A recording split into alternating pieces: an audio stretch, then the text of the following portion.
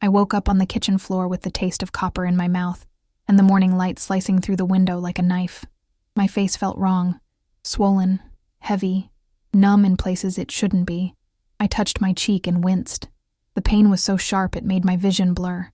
I could hear Jade upstairs, her small feet patting across the floorboards, and I knew I had maybe 5 minutes before she came down and saw me like this. Again.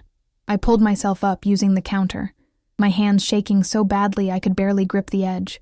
The coffee maker was still on from last night. The pot burned dry, filling the kitchen with that acrid smell of failure. I looked at my reflection in the toaster, distorted, monstrous, and felt something crack inside me that wasn't bone. This time, it wasn't just my face he'd broken. Dario was already in the dining room, setting the table like nothing had happened, humming something under his breath. And I realized, standing there with blood dried on my collar, that he had no idea who he'd been hitting all these years. None at all. If you're new here, please subscribe to our channel.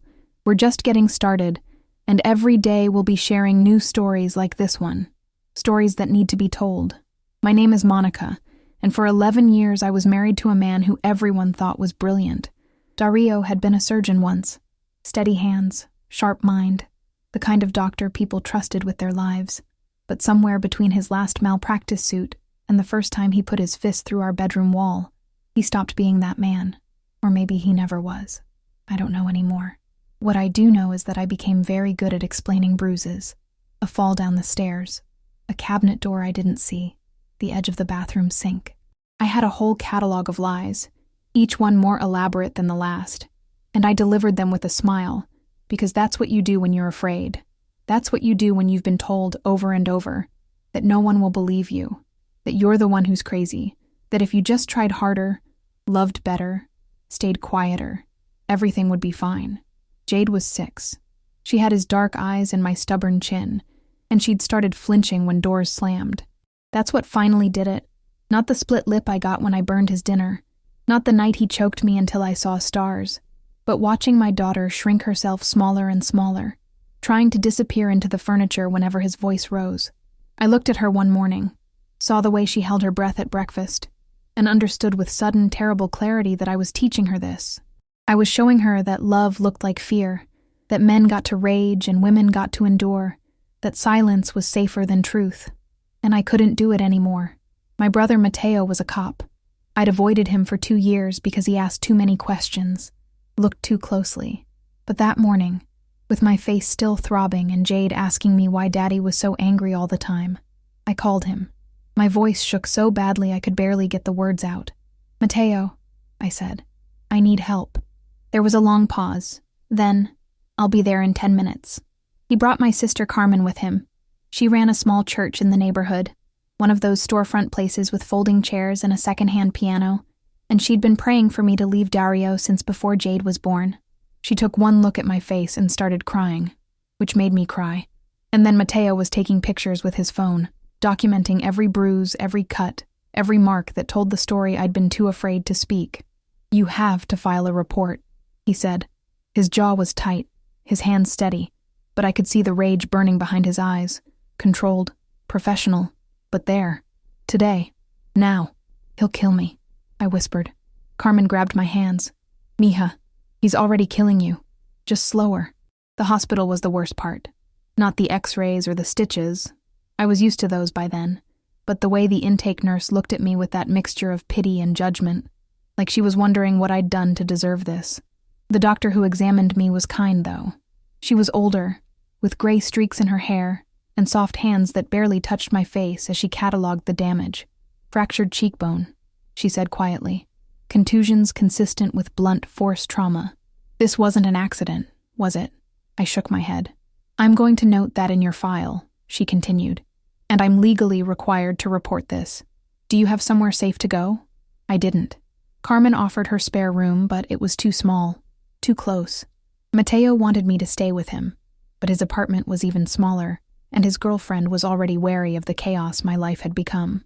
In the end, we went to a women's shelter, a plain building with security doors and rooms that smelled like industrial detergent and other people's fear. Jade clung to me the whole way there, silent, her little fingers digging into my arm like she thought I might disappear. "Is Daddy coming?" she asked once, her voice so small I almost didn't hear it. No, baby, I said. Not here. Never here. The counselor at the shelter was a woman named Lisa. She had kind eyes and a no-nonsense way of talking that I found oddly comforting. She explained the process: restraining order, custody filing, evidence collection, court dates.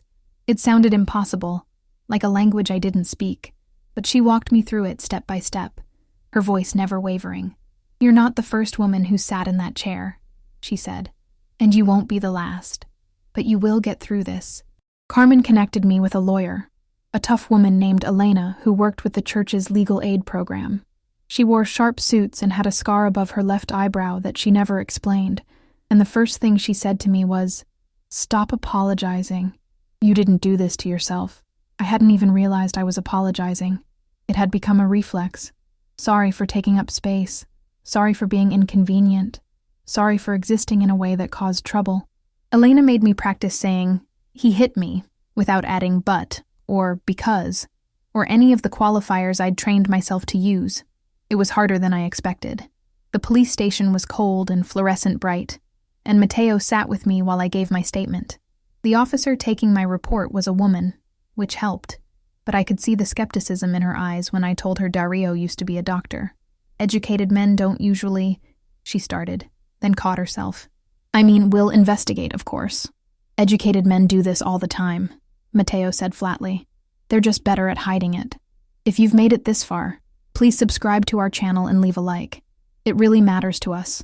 It shows YouTube that this content is important to you, and it helps us keep sharing these stories. The restraining order hearing was scheduled for 3 days later. In the meantime, I lived in a kind of suspended terror, waiting for Dario to find us, to show up at the shelter or the courthouse or Carmen's church and finish what he'd started.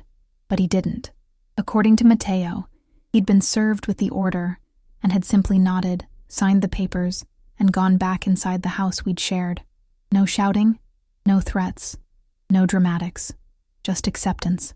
It unnerved me more than rage would have. The group therapy sessions at the shelter happened every Thursday night. I didn't want to go, didn't want to sit in a circle with other broken women and talk about the worst things that had ever happened to me. But Lisa insisted. You need to hear other stories, she said. You need to understand you're not crazy, and you're not alone. There were 6 of us that first night. We sat in plastic chairs in a room with posters about healthy relationships on the walls, and one by one, we introduced ourselves. There was Patricia, who'd been with her husband for 20 years. There was young me, who barely spoke English, but whose bruises translated perfectly. There was Keisha, who'd left 3 times and gone back twice, and who looked at me with eyes that said she understood the gravity of staying gone. My name is Monica, I said when it was my turn. My husband broke my face. I'm trying to leave. Trying isn't leaving, Keisha said, not unkindly. You gotta commit. You gotta mean it. I mean it, I said, and saying it out loud in front of witnesses made it feel true. The custody battle was uglier than I expected. Dario hired a good lawyer, better than Elena probably, and suddenly I was the one being questioned. Why hadn't I left sooner? Why hadn't I reported the abuse before? Did I drink? Did I use drugs? Was I mentally stable? The implication was clear. If I'd really been in danger, I would have run years ago. The fact that I'd stayed meant I was either lying or complicit, and either way I was an unfit mother. Elena prepared me for the questions, but nothing could prepare me for sitting across from Dario in a courtroom, watching him play the role of concerned father, worried about his daughter being kept from him by an unstable ex-wife. He wore a suit. He spoke softly. He looked at the judge with earnest, wounded eyes, and I watched him perform sanity the same way I'd once performed normalcy, and I felt sick. Your Honor, his lawyer said, Dr. Suarez has never been charged with any crime. There are allegations, yes, but no convictions. To deny him access to his daughter based solely on his estranged wife's claims would be... His estranged wife has medical records, Elena interrupted. Hospital visits, photographs, documented injuries spanning 4 years. This isn't a he said, she said. This is a pattern. The judge was an older black woman with reading glasses on a chain around her neck. She looked at the file in front of her for a long time, then looked at me, then at Dario. Supervised visitation, she said finally, pending a full evaluation. And if I see Dr. Suarez within 500 feet of Ms. Suarez outside of court-mandated contact, I'll have him arrested. Do we understand each other? Dario nodded, his face blank. I exhaled for what felt like the first time in weeks. Carmen's church became a kind of refuge for me. I'd never been particularly religious. My mother had been, and look where that got her. But there was something soothing about sitting in those folding chairs on Sunday mornings, listening to Carmen talk about grace and redemption, and the strength it takes to walk away from what's killing you. Some of the older women in the congregation had opinions, of course. Marriage was sacred. I should have tried harder. I should have prayed more. But Carmen shut that down fast. Jesus didn't tell women to stay with men who beat them, she said once, her voice sharp enough to cut glass. Don't put that on God. That's on you. Jade started therapy with a woman who specialized in children of domestic violence. I sat in the waiting room during her sessions, listening to the muffled sound of her voice through the door, wondering what she was saying, what she was remembering, what damage I'd done by not leaving sooner. After the third session, the therapist called me in alone. She's resilient, she said, but she's scared. She thinks if she's good enough, quiet enough, perfect enough, no one will hurt her. That's learned behavior. I know, I whispered. I taught her that. Then you can unteach it, the therapist said gently. It's not too late. The divorce took 6 months to finalize. 6 months of paperwork and court dates and lawyers arguing over assets we didn't have and a house I didn't want to set foot in ever again. Dario contested everything, not because he cared, but because he could. Because making me fight for every inch of freedom was another way to control me, another way to remind me that leaving him would cost me everything. But in the end, I got what I needed. Full custody of Jade, with his visitation contingent on supervised sessions and clean drug tests. The house went to him. I didn't want it anyway. Didn't want to live in rooms that still smelled like his cologne and echoed with his voice. Elena helped me file for a portion of his pension and child support, which he fought, but the judge ruled in my favor. It wasn't much. It wasn't justice, but it was enough to start over. The night the divorce was finalized, I sat in the tiny apartment Carmen had helped me find, a 1-bedroom in a building with peeling paint and a landlord who didn't ask questions, and I cried, not because I was sad, but because I was free. Actually, truly free. Jade was asleep in the bedroom, and I was on the couch with the door locked and the windows latched, and no one was coming home to hurt me. No one was going to scream at me or shove me or tell me I was worthless. I could breathe without wondering if I was doing it too loud. I could exist without apologizing. Carmen came by with groceries the next morning. Mateo brought a new deadbolt and installed it himself, testing it 3 times to make sure it held. Lisa from the shelter sent me a text. Proud of you. Call if you need anything. Elena emailed a list of resources: legal aid, job training programs, housing assistance. I looked at all of it and felt something unfamiliar rising in my chest. Not happiness, exactly. Not yet. But something close. Something like hope. Jade started smiling again. Not all the time. There were still nightmares, still moments when a loud noise made her freeze. But she laughed at cartoons now. And she brought me drawings from school. And she asked if we could get a cat. We couldn't afford a cat, but I told her maybe someday. And she seemed satisfied with that. Someday meant the future existed. Someday meant we'd still be here. I started attending the Thursday night group regularly. Hearing the other women's stories helped me understand my own. Patricia left her husband after 20 years and was rebuilding her life at 53. Young me got a restraining order and was learning to drive. Keisha relapsed, went back to her ex, but then left again, and this time she stayed gone. We celebrated her 6-month anniversary of leaving with grocery store cake and cheap champagne, and we all cried because we knew how hard 6 months was, how every day felt like a choice to keep choosing yourself. You're gonna make it, Keisha told me that night. I can tell. You got that look. What look? I asked. Like you're done being scared, she said. Like you remember who you were before him. I didn't remember. Not really. I'd been with Dario since I was 23, and I was 34 now. I'd spent my entire adult life as his wife, his victim, his shadow, but I was starting to imagine who I might become. I enrolled in a community college course, basic accounting, something practical. I got a part-time job at a coffee shop, nothing glamorous, but it was mine. The manager didn't care about my past, didn't ask why I needed flexible hours or why I flinched when men raised their voices. She just handed me an apron and said, "You'll do fine." And I did. I wasn't great at first. Spilled drinks, mixed up orders, forgot to charge for extra shots. But I got better. I liked the rhythm of it, the repetitive motions, the way customers smiled when I got their order right. It was simple, uncomplicated. No one hit me for burning the milk or forgetting the sugar. No one told me I was worthless. I just made coffee, took money, and went home to my daughter at the end of the day. Dario tried to reach me once, a few months after the divorce. He sent a letter to Carmen's church, knowing I'd see it eventually. It was short, handwritten, almost tender. "I'm sorry," it said. "I know I hurt you. I was sick. I'm getting help. I miss Jade. I miss you." I read it 3 times, feeling that old pull, the part of me that wanted to believe him, that wanted to think people could change, that wanted to forgive and forget and go back to some version of normal that had never really existed. Then I gave it to Elena, who filed it with the court as evidence of attempted contact in violation of the restraining order, and I didn't think about it again. My mother called me a few months later. We hadn't spoken in over a year. She'd sided with Dario during the divorce, told me I was breaking up my family, that I was being selfish and faithless and weak. Her own husband had hit her for 30 years before he died, and she'd worn that suffering like a badge of honor, like it made her holy. She couldn't understand why I wouldn't do the same. "Monica," she said when I answered. Her voice was small, fragile. I was wrong. I didn't say anything. I thought if I could survive it, you should too. But I shouldn't have survived it. I should have left. And I'm sorry I didn't teach you that. I cried then. The kind of crying that comes from deep in your chest and doesn't stop. "I needed you," I said. "I needed you to tell me it wasn't my fault." "It wasn't your fault," she said. "It was never your fault. And I'm sorry I made you think it was." We talked for an hour. She told me about her own bruises, her own lies, her own fear. She told me she was proud of me for doing what she couldn't. It didn't fix everything. There were years of damage that couldn't be undone with one phone call. But it was a start. It was something. A year after the divorce, I moved into a better apartment.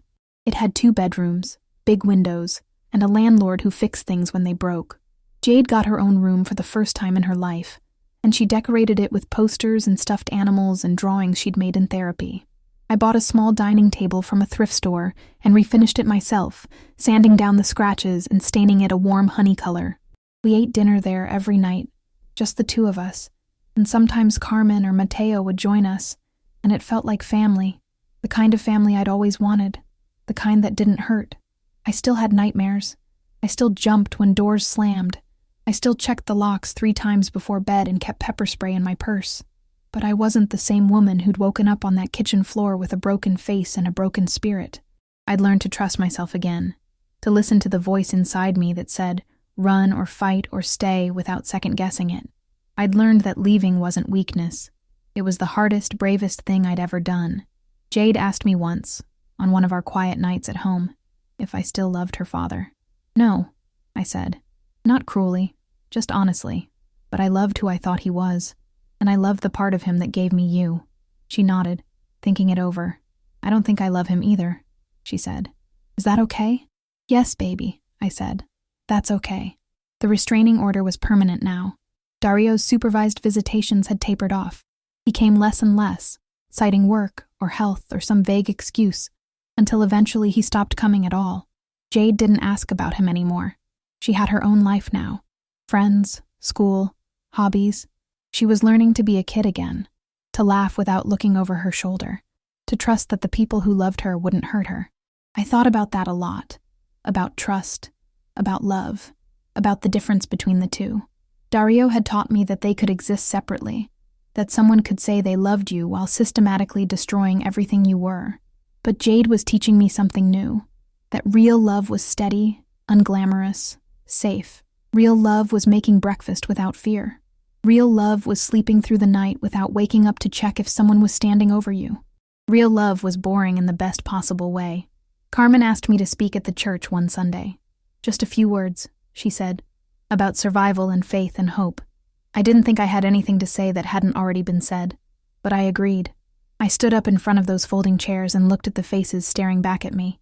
Women who'd been through their own versions of hell. Women who were still in it. Women who were thinking about leaving but hadn't yet. And I told them the truth.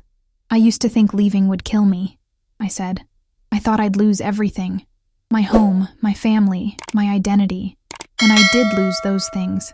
But I found something better. I found myself. And I found out I was stronger than I ever knew. There was a woman in the back row crying. She came up to me afterward, her hands shaking, and whispered, "I needed to hear that. Thank you." I gave her Elena's number. I'm not healed. I don't know if I ever will be. There are still days when I see a man who looks like Dario, and my heart starts racing. There are still nights when I wake up sweating, thinking I hear his voice in the hallway. There are still moments when I catch my reflection and see the faint scar on my cheekbone, the bone that never quite set right. And I remember everything. But I also remember the morning I woke up on that kitchen floor and decided I was done. I remember calling Matteo, walking into that hospital, sitting in that shelter, filing those papers. I remember choosing myself, over and over, even when it was terrifying, even when I didn't think I'd survive it. And I did survive. We did. Jade and I, we survived. I have a key to my own apartment now. I have a job I'm good at, a family I can trust, a daughter who's learning what love is supposed to look like. I have scars, inside and out, but they're proof I'm still here, still fighting, still choosing life over fear. That morning at breakfast, when Dario looked at me with my face swollen and broken and acted like nothing had happened, he thought he knew who I was. He thought I was the woman who'd stay quiet, who'd make excuses, who'd disappear a little more each day until there was nothing left.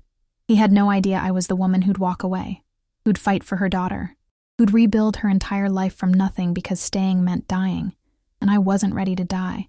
He broke my face, but he didn't break me, and that's the difference. If this story touched you, if it reminded you that courage doesn't look like fearlessness, it looks like choosing yourself even when you're terrified, then share it. Share it with someone who needs to know they're not alone, someone who's thinking about leaving but hasn't yet, someone who needs to hear that there's life on the other side of fear. And subscribe to this channel. These stories matter. These voices matter. Every like, every share, every comment tells us that you see us, that you hear us, that you believe survivors. Some stories deserve to be told. Some women deserve to be believed. And some endings, even the hard ones, are actually beginnings. Thank you for listening. Thank you for caring. And if you're out there right now, living in fear, making excuses, wondering if you'll ever be strong enough to leave, you are. You already are. You just have to choose it. One day, one moment, one breath at a time. You're stronger than you know, and you deserve to be free.